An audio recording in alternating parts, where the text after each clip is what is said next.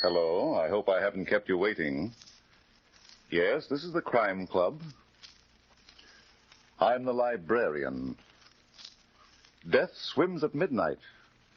Yes, we have that story for you. Come right over.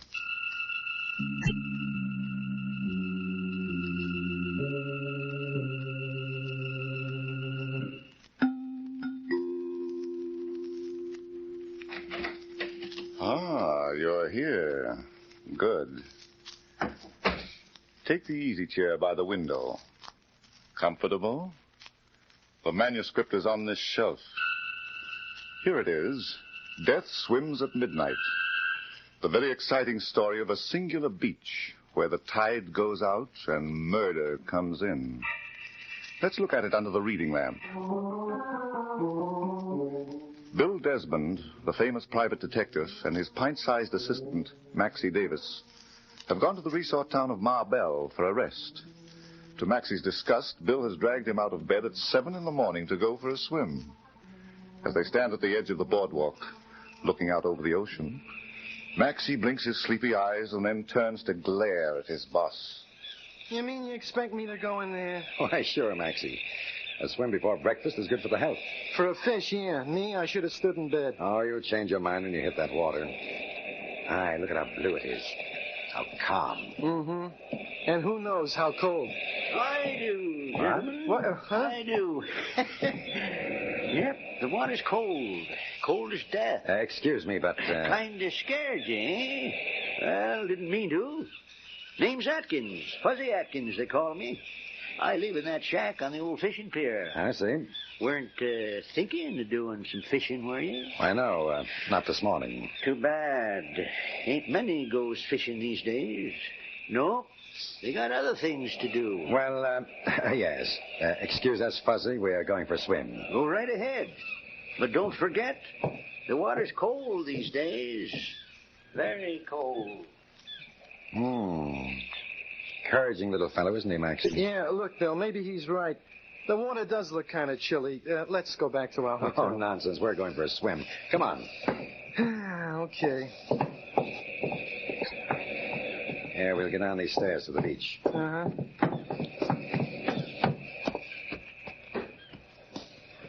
I still don't see why we couldn't have come down here later. At least we would have had company.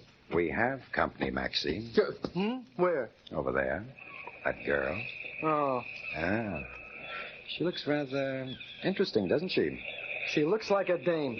There are dames, Maxie, and dames. Yeah, and there's trouble and more trouble.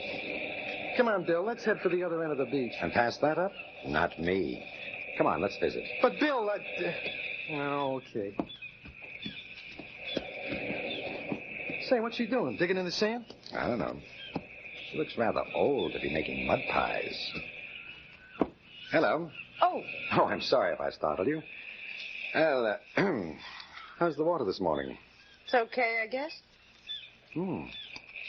Nice beach you have here. Getting kind of crowded. Is it? I didn't notice.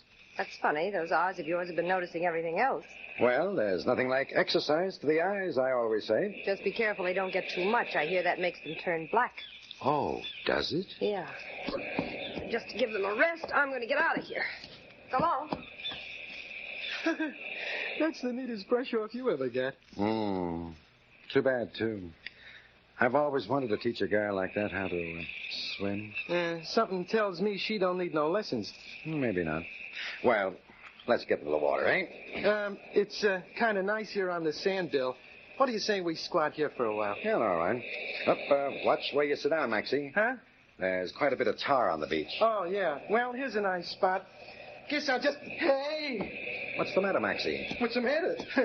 What's the idea of putting your foot under me? Put my foot under you?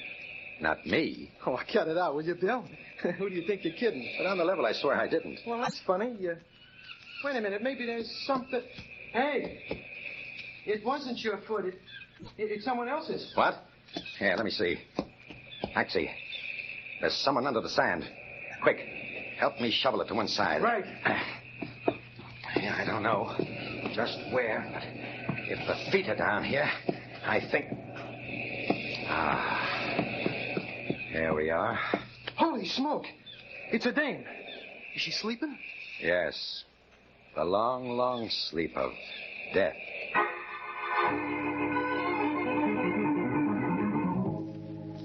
Did you phone the coroner, Maxie? Yeah, Bill, he'll be right down. Good. Say, Bill, have you figured out what caused the death? Well, there's a nasty bruise on her head, but I'd say she drowned. Drowned? But how did she get under the sand? The how, Maxie, is not so important as the why. Howdy. Howdy, gentlemen. Noticed you digging from up on the pier. Ain't after clams, are you? Not exactly, Fuzzy. Here, take a look at what we dug up. Oh. You know, I ain't seen a clam like that for a long time. No, sirree. Not like that. Here, come on, let's stop that. Huh? Who is this girl? Appears to me like Mrs. Dale, Joan Dale. Yep, that's who it is. She's got the big bungalow right opposite my shack on the pier. I see. Fuzzy, did you see that girl who was on the beach when we got here? Yep, sure did. That was Carol Carson. Got the bungalow on the other side of Mrs. Dale.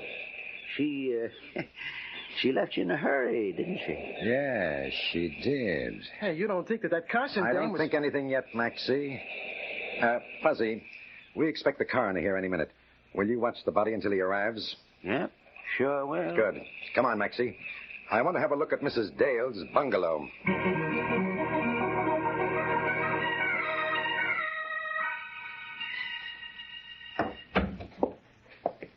Hey, this is quite a layout, huh, Bill? Yes, Maxie, it's quite cozy. Cozy is right. With a joint like this, even I could learn how to like the beach. What are you looking for? I don't know. We'll just poke around, see what we can. What is it? This desk, Maxie. Well, what about it? I don't see a thing. Take a look at the blotter.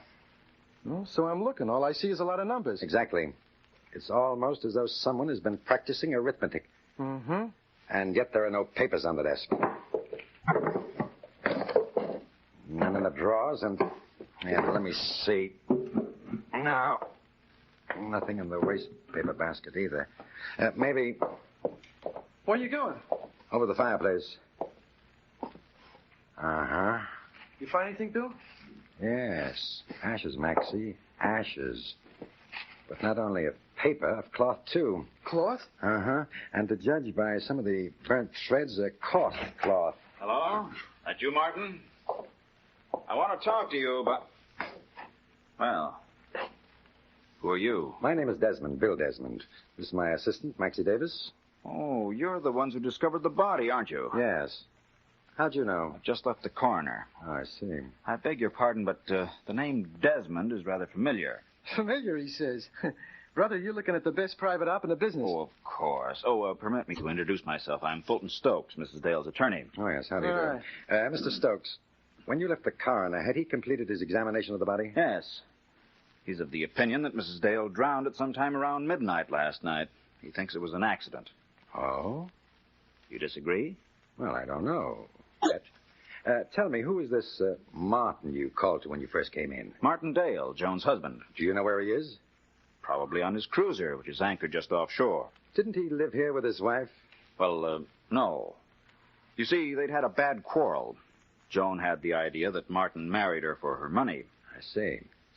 Do you know when they last saw each other? Not exactly, but she did have an appointment to see him on board his cruiser late last night. Late last night, eh? Maxie, Yeah. I think we'll take a little boat ride.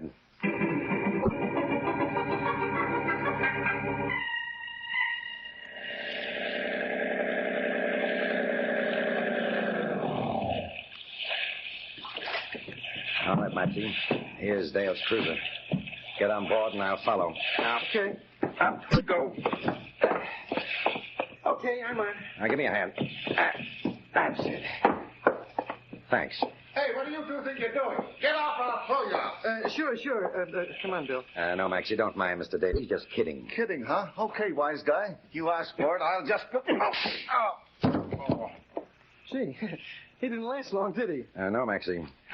The trouble with him is he's big, but he's soft.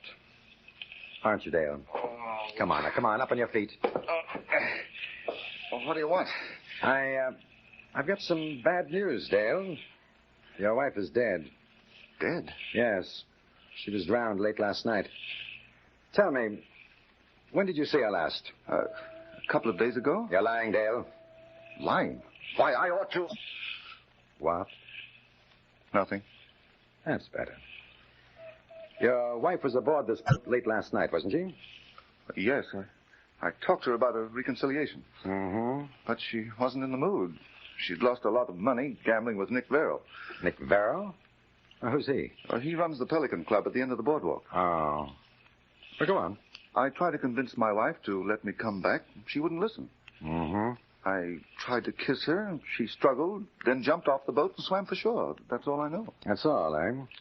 She had an ugly bruise on her head, Dale. I don't know anything about it. Maybe not. By the way, where can I get in touch with Nick Verrill? Well, from 8 p.m. on, you can find him at his club. Before that, he's usually with his girlfriend, Carol Carson. Carol Carson? Carson? Why, yes. Do you know her? Yeah. You might say she was a passing acquaintance, huh, Bill? Uh-huh. You know, Maxie, I think I'll pay her a visit this evening. Maybe we can get to be warm friends.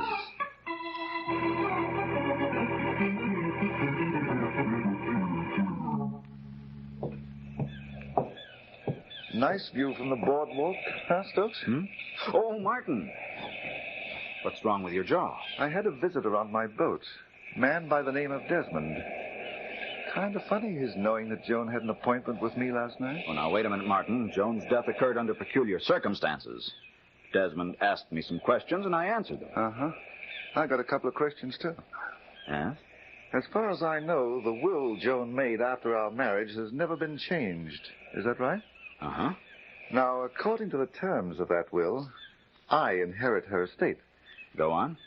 I'm a little short right now. I've been running into some bad luck at Nick Barrow's. How about an advance? Well? How much do you need? $5,000. Well, I guess I can let you have it. Good. Just one thing, Martin. Yeah? If Joan was murdered, you'd be the leading suspect. So? Now, I'm not saying that you're guilty. But if you were tried and convicted, you wouldn't inherit a penny. I'd be out $5,000. Why, I'm surprised at you for bringing that up. After all, you'd only be out $5,000. As for me, I'd be out.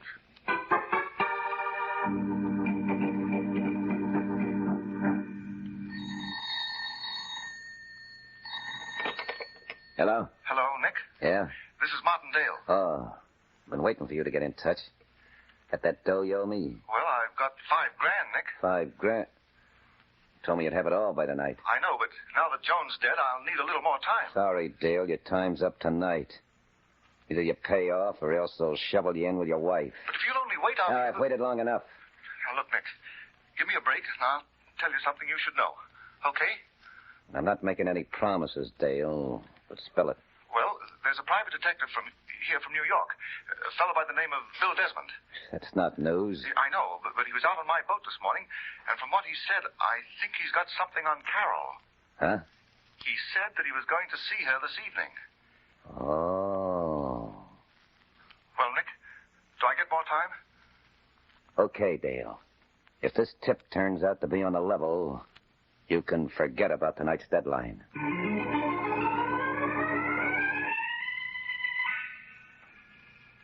Getting kind of late, Nick. Aren't you going up the clock? What's the matter, Carol? You anxious to get rid of me? Of course not. Hey, what's wrong with you tonight? Nothing. Why?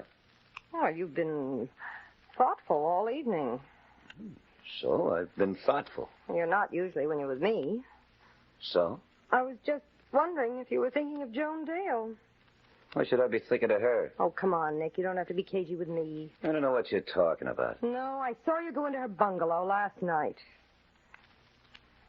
You know, you're way off base, baby. Now, look, Nick, I'm sort of mixed up in this thing, too, and I figured that... You expecting anyone, Carol? No.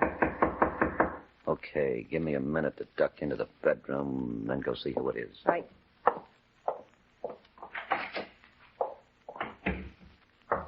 Just a minute.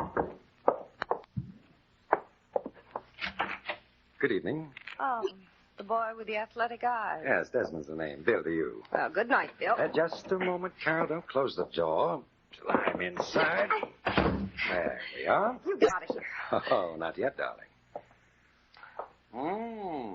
Nice place you've got here. You know, I'm beginning to think that your friend Nick Vera's a fool. What do you mean? Well, a setup like this, a girl like you, I'd be hanged if I desert you every night just for business. If you don't mind, let's leave Nick out of this. Suits me. As a matter of fact, I picked my time in coming to visit you to be sure I'd avoid running into him. I see. I figured we'd be more comfortable alone. What do you want? Hmm? Don't. I didn't do anything. I know, but I didn't like the way your hands were twitching. Oh, that. That's nothing. I guess I smoke too much. Yes, I guess you do. Suppose you cool off and tell me why you came here. Okay. Tell me, why did you bury Joan Dale's body in the sand? I didn't. Did it have anything to do with Nick Vero? I... Well, don't stare like that. Talk. I said... You shouldn't have hit him so hard, Nick. Shut up. But you shouldn't have hit him that way. I said shut up. That's the first time you ever hit me. Yeah. It won't be the last time if you don't shut your trap. Help me tie this lug up. I'm going to feed him to the fishes.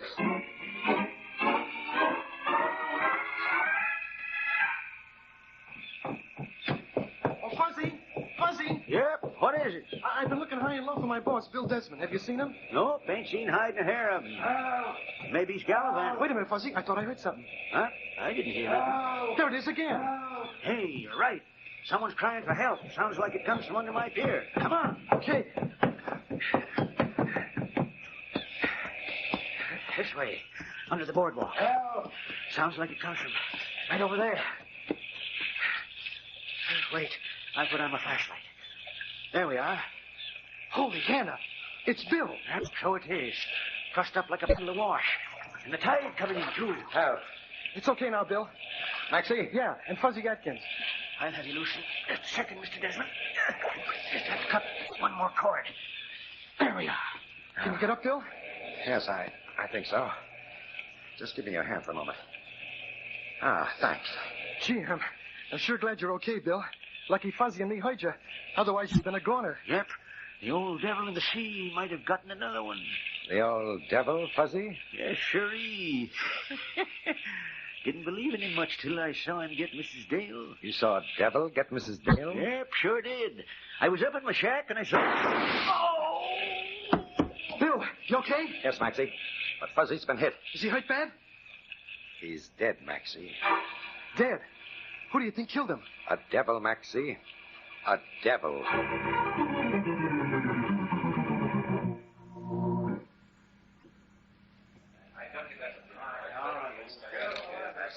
Boy, what a layout this Pelican Club has. Look at all the suckers just begging to be taken to the cleaners. Yeah. Did you see Nick, Bill? No, Maxie.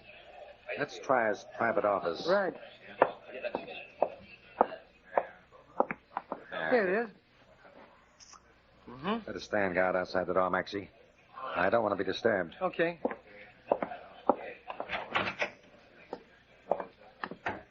Say, who do you think... Bill Desmond. Yes, Carol, what's the matter? You act as though you're looking at a ghost. Keep both hands on top of the table, darling. Well, you got me wrong, Bill. I wasn't going to pull a gun. Maybe not. But suppose you come around here, away from the desk. Okay. That's better. I suppose it must have handed you quite a laugh when Nick crept up behind me and let me have it. I didn't laugh, Bill. No? After he threw me under the pier, you might at least have gotten in touch with Maxie. No, I couldn't. Nick made me stick close to him till just a little while ago. As soon as he left, I called your hotel, but Maxie was out. Mm-hmm. You're fast on your feet, aren't you? You don't believe me? What do I look like, little boy blue? It's the truth, Bill, honest. Mm-hmm. Well, never mind that now. Where'd Nick go? I don't know. Now, look, Carol. I've got a bump on my head the size of an egg. My wrists and ankles are raw from the ropes cutting at them. I'm in no mood for stalling around. I'm afraid Nick will kill me. Now, don't worry. I won't tell him how I found out. Well? He went to see Stokes at his hotel, the Shore Plaza. Honest? Yes. Okay, sweetheart, I'll buy it. For your sake, I hope this isn't another sellout.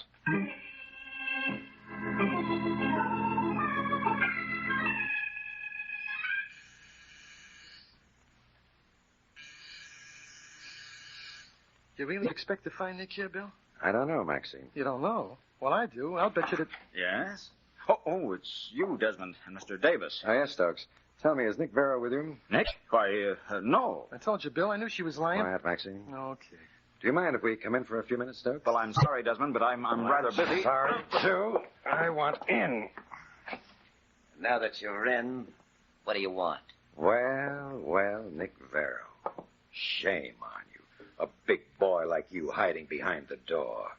No wonder Stokes was so nervous. That gun of yours is almost as ugly looking as you. Close your big yap, Desmond, or I'll fill your teeth with lead. And tell this half-pint sidekick of yours to close that door. Do as he says, Maxie. Sure. That's better. Now, what did you want, Desmond? Oh, I want to talk to you about a number of things. For instance, why you conked me earlier this evening and left me under the pier for fish bait. Me? You're nuts. Oh, I don't think so, Nick.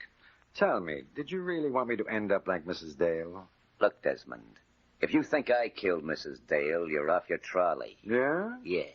Carol Carson thought you might have had something to do with it. That's why she buried the body in the sand. Carol acts like a dumb little twist sometimes. For instance, she shouldn't have told you I was here. She didn't. Maybe not. Well, Desmond, anything else you'd like to ask me before I go? No, Nick. But if I think of something, I'll call on you. Yeah, do that. I'll give you a warm reception. Okay, you guys, just stay where you are. I'm leaving. Should we follow him, Bill? No, Maxie. That would play right into his hands. Stokes, Yes, Desmond? what did Nick want with you? Well, he came to see me about Mrs. Dale's gambling debt. It seems that she owed him about $50,000. As much as that, eh? That's what he says. Now that she's dead and he can't collect it legally, he wanted me to pay it out of her estate. What did you tell him? Naturally, I told him that was impossible. He didn't like that. I guess not. He told me I'd have to pay up or else he'd kill me.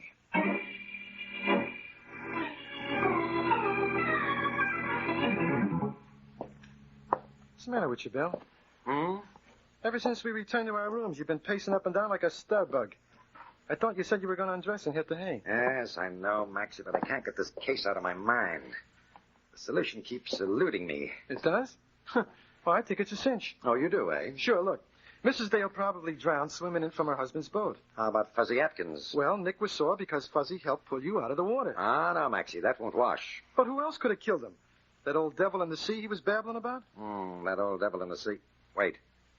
Maybe Fuzzy wasn't babbling. Huh? Yes. It could tie in with those ashes we found in Mrs. Dale's fireplace. Why, of course. Of course what? Maybe. Oh. See who it is, Maxie. Okay. Bill in, Maxie. Oh, Miss Carson. Who's that? Carol? Yes, Bill. I've got to talk to you. Good Lord, what's happened? You look as though you've been through a meat grinder. Nick gave me a beating. Why, the dirty... He was sore because I told you he'd gone to Stokes. Well, I'm going to give him lots more to be sore about. Yes? Nick was in Joan Dale's bungalow last night. I don't know if he saw her, but he took some of her papers. How do you know? I saw her name on the envelope just before he put them in his desk. I see. Come on, Maxie. I want to take a peek into that desk.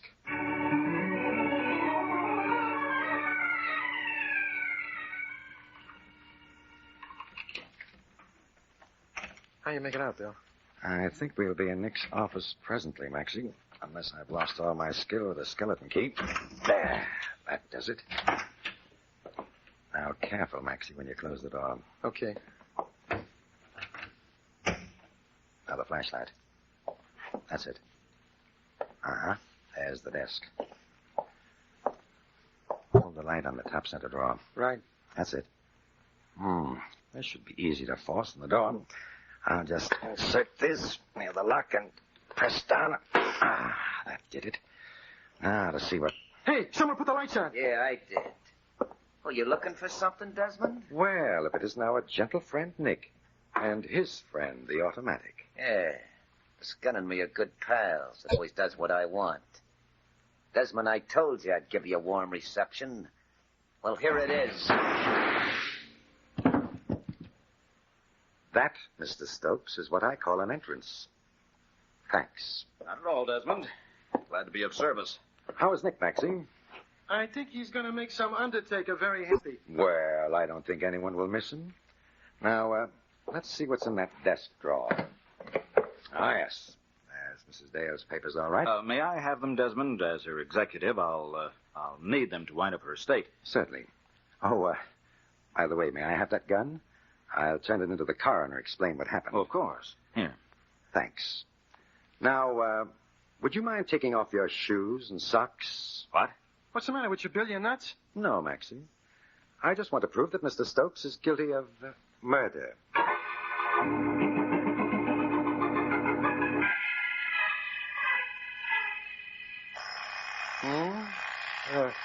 Hey, what time is it, Maxie? 7 a.m. Hey, what's the idea of setting the alarm clock? I've got a date at the beach with Carol Carson. Where the devil are my swim trunks? Wait a minute. I didn't get a chance to talk to you last night. Why did Stokes commit those murders? Well, he'd embezzled a good deal of Mrs. Dale's money. She'd been checking her accounts and discovered the discrepancies. That's why her desk blotter was full of figures. Oh, but how did he drown her in the ocean? He didn't. That is, in the ocean. He drowned her in her bathtub after first knocking her unconscious. Uh-huh. Then he carried her under the boardwalk and the old fishing pier. I see. So Stokes was really the old devil of the sea that Fuzzy saw. Exactly. Now, where in blazes are those swim trunks? But how about Nick? Hmm? Oh, Nick. Well, when he was in Mrs. Dale's bungalow, he came across her papers with notations on Stokes' embezzlement. Mm-hmm. Then he went after Stokes, not for Miss Dale's gambling debt, but for blackmail. Oh, I get it. Now, one thing more, Bill. Why did you want Stokes to take off his shoes and socks? Well, if you remember, the beach was covered with spots of tar. Uh-huh. When Stokes carried Mrs. Dale into the pier in the dark, he got tar all over his feet and legs. And that stuff is almost impossible to get off. Oh.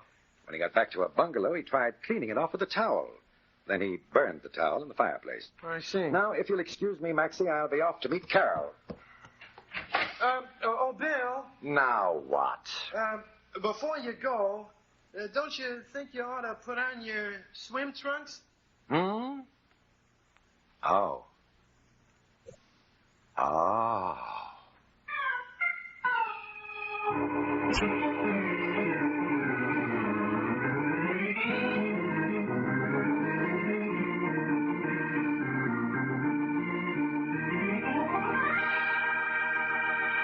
And so closes tonight's story, Death Swims at Midnight. James Erthine wrote the radio script. Roger Bauer produced and directed. Arthur Vinton played the part of Bill Desmond. Murray Forbes was Maxie Davis. Elspeth Eric was Carol Carson.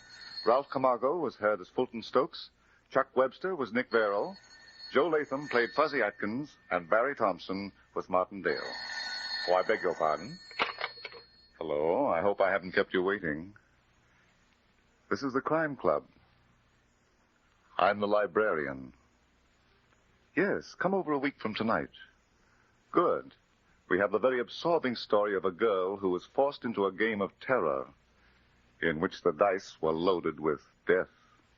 It's called Sometimes a Sucker Wins. In the meantime, there's a new Crime Club book available this week and every week at bookstores everywhere.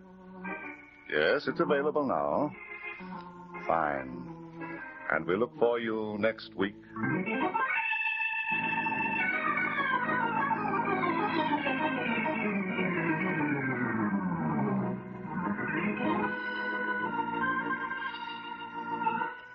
This program came from New York.